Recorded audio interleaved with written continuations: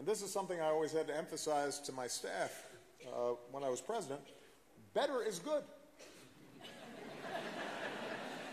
No, you laugh, but sometimes people forget that. I will take better every time. So that's what's needed today.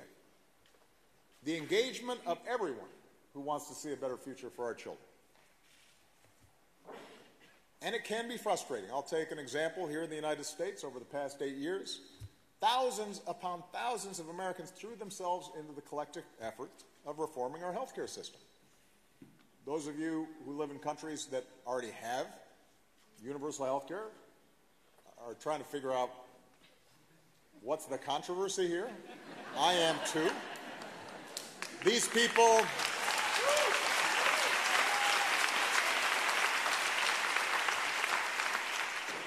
but you know, the folks who did the work, it wasn't just policy wonks, it wasn't just politicians. It was moms and dads, people who had the experience of a sick child or crushing medical bills that threatened to bankrupt them. Maybe a parent who was lost to cancer that, had that person got a regular checkup, might have been caught earlier.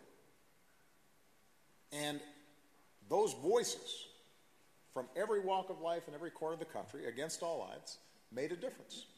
And for the first time, more than 90% of Americans know the security of health insurance. Paying more for insurance or being denied insurance because of a pre-existing condition or because you are a woman, that's not a thing anymore. We got rid of that. And people are alive today because of it, and that's progress. Now, the legislation that we passed was full of things that still need to be fixed. It wasn't perfect, but it was better. And so when I see people trying to undo that hard-won progress for the 50th or 60th time, with bills that would raise costs or reduce coverage, or roll back protections for older Americans or people with pre-existing conditions, the cancer survivor, the expecting mom, or the child with autism or asthma, for whom coverage once again would be almost unattainable, it is aggravating. And all of this being done without any demonstrable economic or actuarial or plain common sense rationale, it frustrates.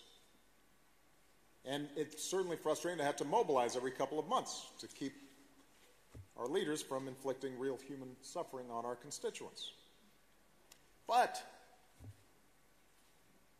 typically that's how progress is won and how progress is maintained on every issue. We have to stand up for each other, recognize that progress is never inevitable, that it often can be fragile, it's in need of constant renewal, and our individual progress and our collective progress depends on our willingness to roll up our sleeves and work. And not be afraid to work.